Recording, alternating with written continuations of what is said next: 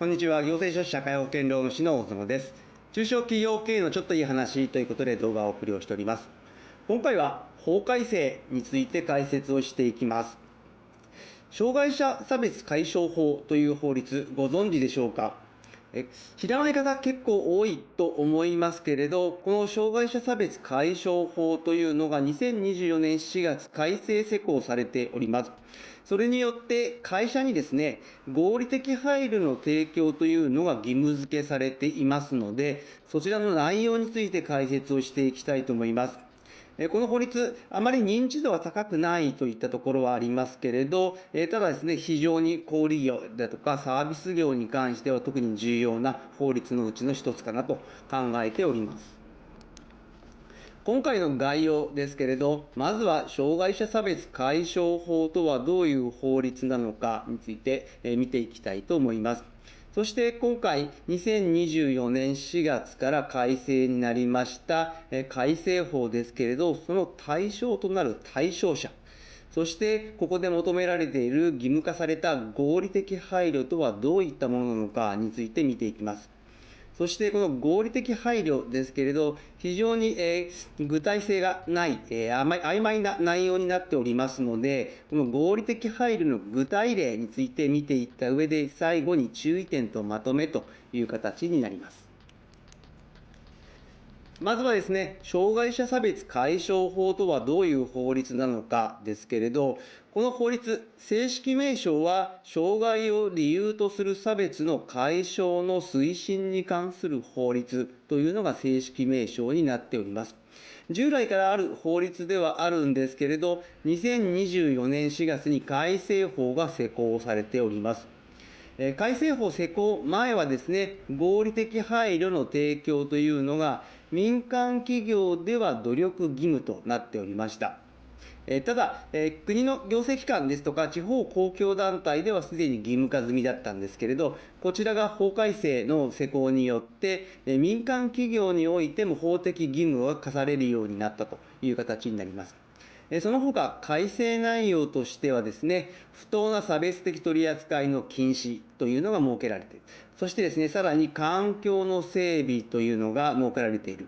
この環境の整備に関しましては、合理的配慮の提供の法的義務とは異なり、努力義務という形なので、環境整備に関しては努力義務という形になります。よく混同するのがですね、雇用分野における障害者雇用の合理的な配慮との違いですけれど、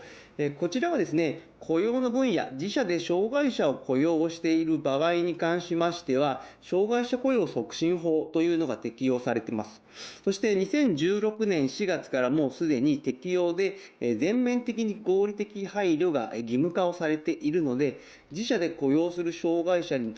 対しては、当然に合理的な配慮をもう行っているという前提になっております。それが今回の障害者差別解消法においては、雇用以外の方に関しての法的義務化という形になっております。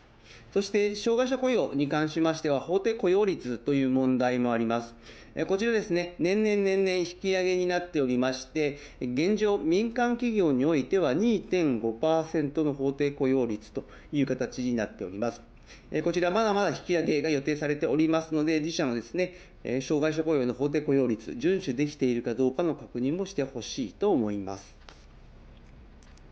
そして今回の法律、改正法における対象者と合理的配慮です。対象者につきましては、障害者と言われる方になりますが、少し定義づけが異なってきております。障害者雇用促進法、雇用の分野における障害者ですね。いわゆる障害者の法定雇用率算定の前提となる障害者というのは、障害者手帳保有者というのが対象になっておりますけれど、今回の障害者差別解消法ですとか、その他、障害者基本法でいう障害者というのは、障害及び社会的障壁によって、継続的に日常生活、または社会生活に相当な制限を受ける状態にある方を言いますので、障害者手帳の保有の有無は問わないという形になりますので、この違いですね、障害者の定義づけの違いに注意をしてほしいと思います。そして今回の障害者差別解消法の対象となる障害者に対する合理的な配慮ですけれど、合理的配慮というのはどういうものなのかですけれど、障害のない人たちが作り上げた障害のある人たちにとっての障壁を変更だとか調整をしてできることを広げることという形で定義づけをされている。そしてですね、大幅な変更を伴うような過度な負担ではないという形になっております。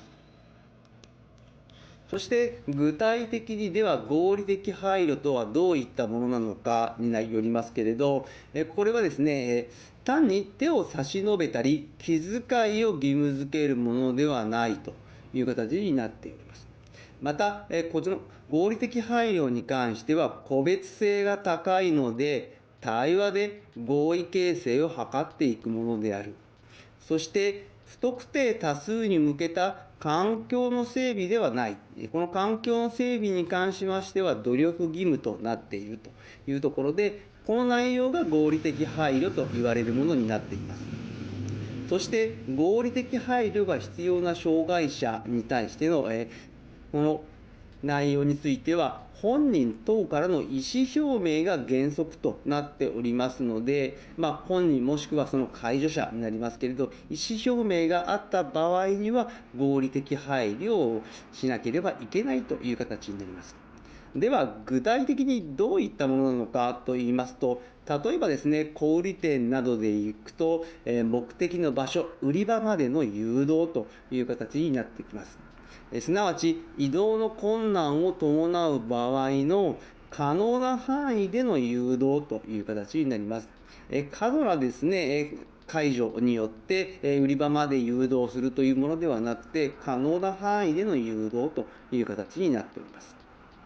そしてその他でいくと、特に銀行なんかでは多いのかもしれませんけれど、受付待機中への配慮ということで、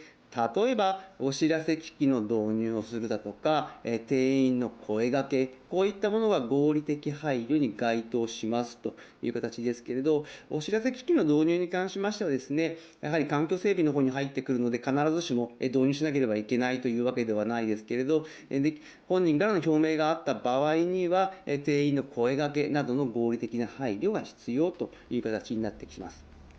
従いまして、少し抽象的な内容になってくるので、この合理的な配慮の具体例に関しては、まずは社内で合理的配慮に関しての理解と気遣いの促進といったところを